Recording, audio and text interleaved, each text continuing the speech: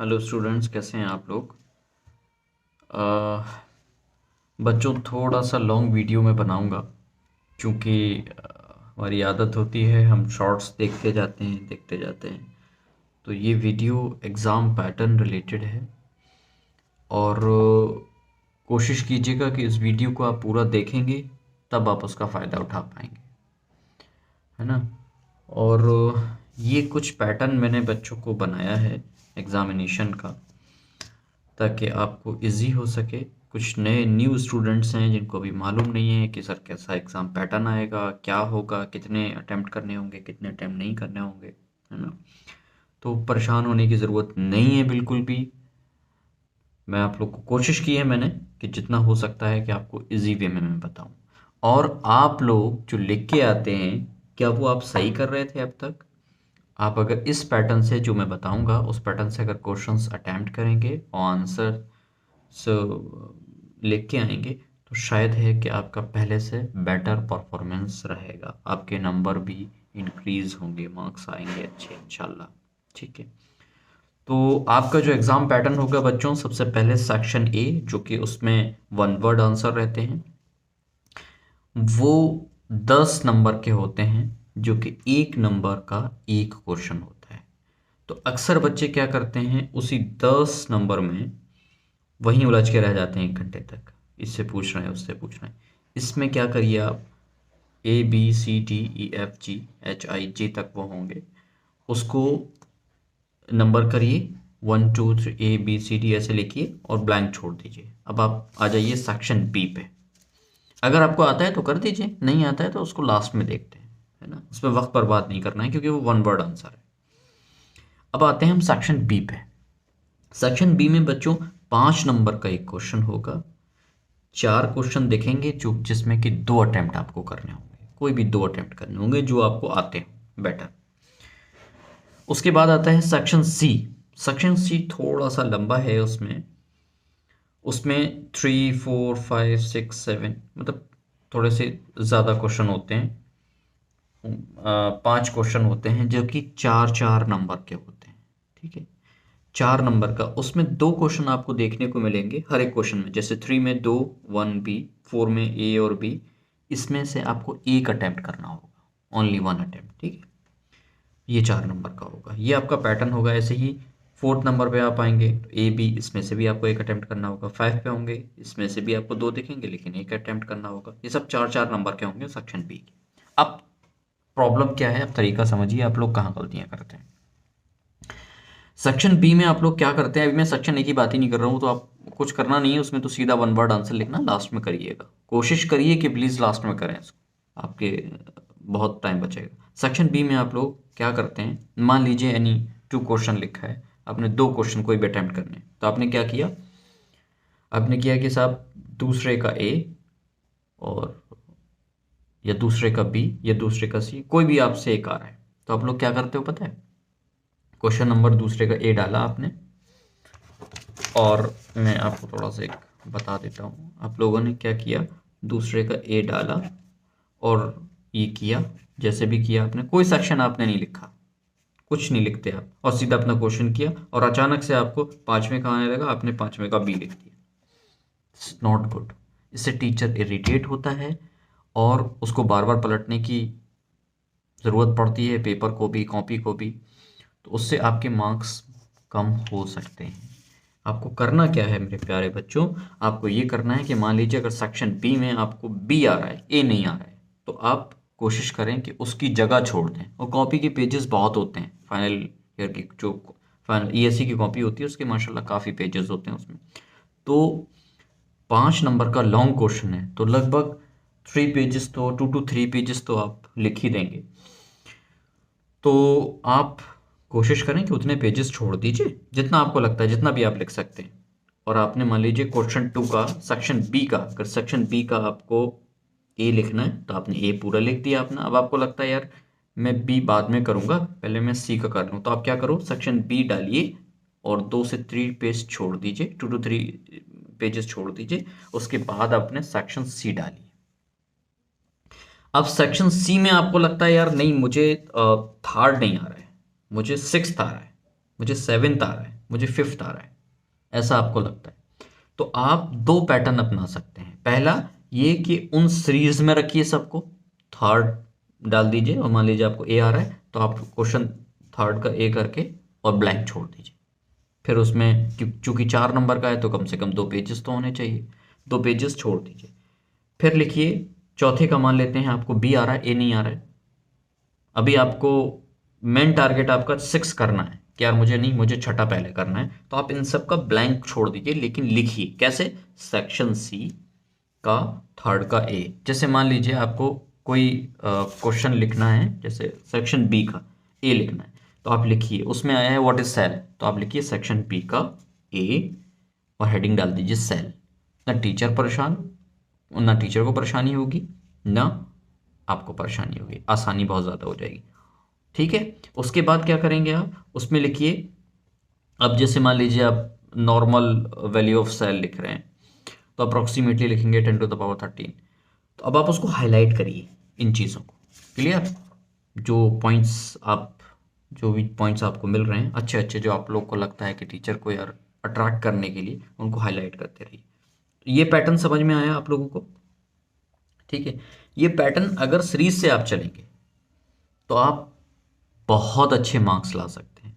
मतलब 3 2 4 आप ब्लैंक छोड़ते जाइए, आप लौट के वापस में जब आपको लगता है कि नहीं अब मैं कर लूँगा, अब मुझे याद आ रहा है, तो आप करते जाइए। आप क्या करते हो, दूसरा किया, फिर सातवां किया, फिर छठा किया, फिर चौथा किया, तो ये पैटर्न गड़बड़ हो जाता है। ठीक है, एक चीज़ तो ये हो गई। अब हम चलते हैं नेक्स्ट टॉपिक पे।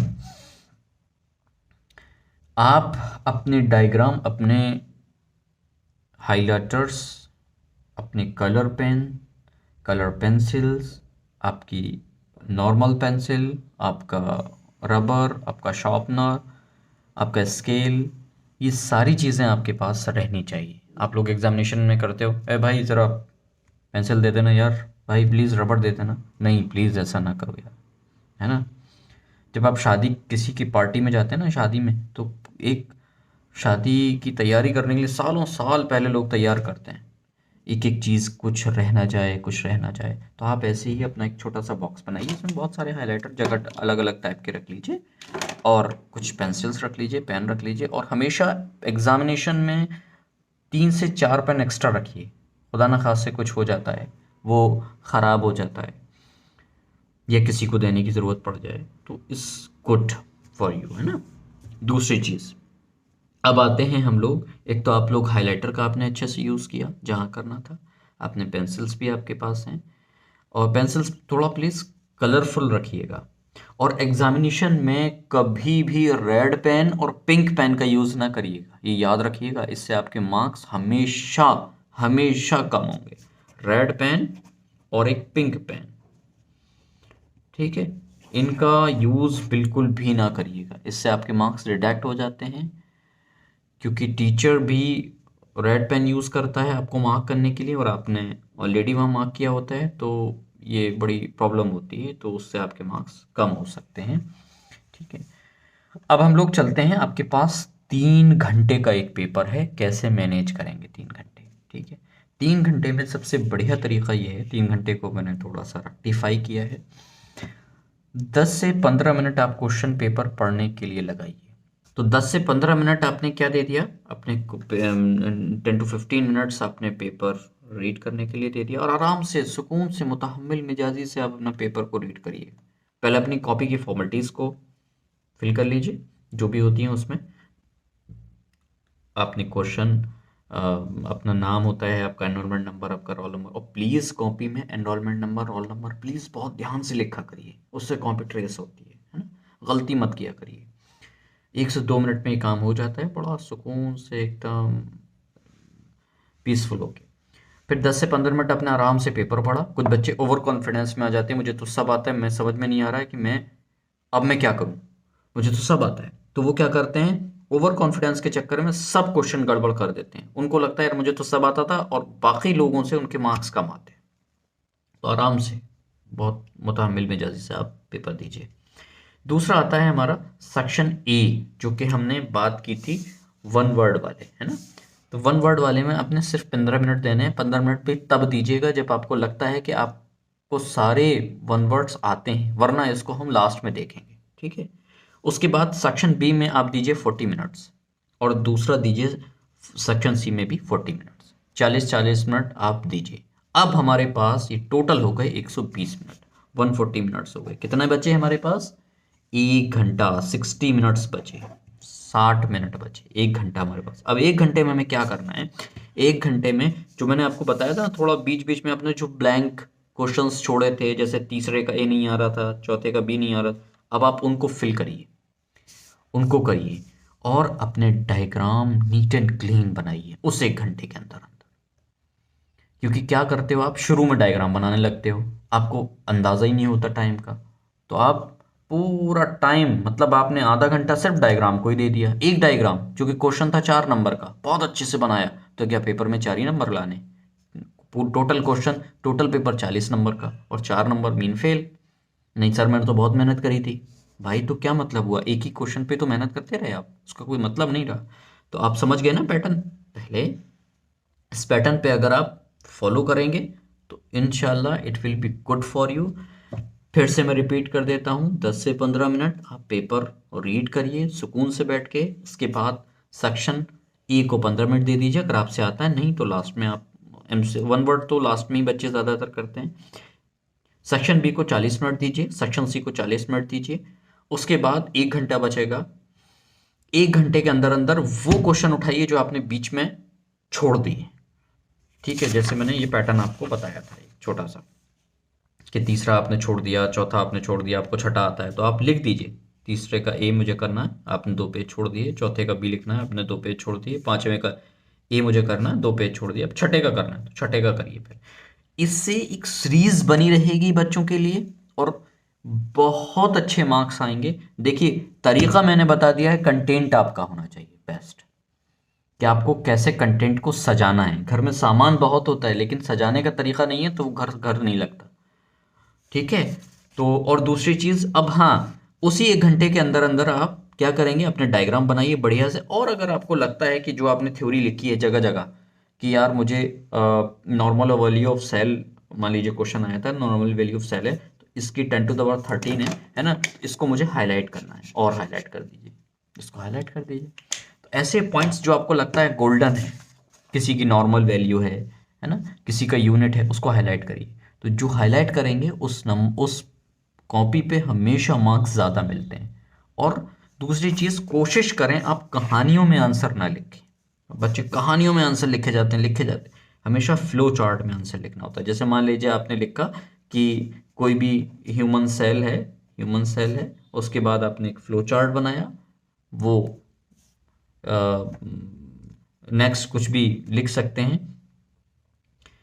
वो फिर टिश्यू लिखिए, टिश्यू के बाद आप लिख दीजिए ऑर्गन, लिख दीजिए, फिर उसके बाद सिस्टम लिखिए। अब आप इसको बना रहे हैं पूरी कहानी के साथ, ह्यूमन सेल थी, उसके बाद वो टिश्यू बना, वो बहुत मोर इफेक्टिव नहीं रहेगा, बहुत अट्रैक्टिव नहीं रहेगा। आप टिश्यू जितना बढ़िया लिखेंगे कंटेंट फ्लो चार्ट में, उतना बढ़िया आएगा, ठीक है बच्चों।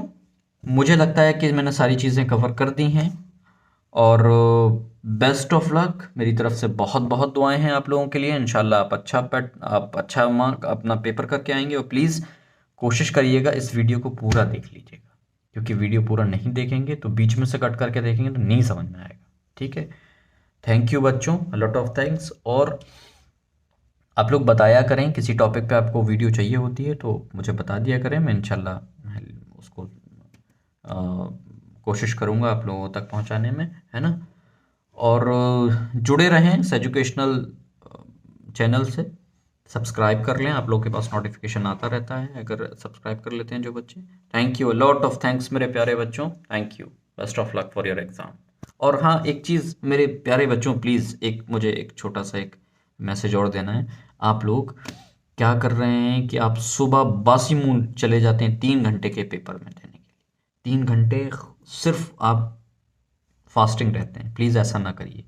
कुछ भी आप रात में लाके अपने रूम पे कुछ फ्रूट्स रख लीजिए, कुछ बनाना रख लीजिए, कुछ एप्पल रख लीजिए, कोई चॉकलेट ही खा के चले जाइए, या वहाँ ले जाइए कुछ छोटी सी चॉकलेट आप खा लीजिए, बीच में खाते रहिए, लेकिन ब्लैंक मत रहिए, वरना आपका पेपर अच्छा नहीं होगा और कोई मतलब नहीं रहेगा। थोड़ा सा एनर्जाल वगैरह ले लीजिए, कुछ इलेक्ट्रोलाइट ले लीजिए और पानी की बोतल अपनी लेके जाया करिए और एकदम काम होके पेपर दिया करिए। कोई बड़ी चीज़ नहीं है, आपने पूरे साल पढ़ा है, वही चीज़ आपसे पूछी गई है, सिलेबस के अकॉर्डिंग है, सब कुछ पूछा गया और आप कर लेंगे। यू आर बेस्ट, है ना। थैंक यू बच्चों।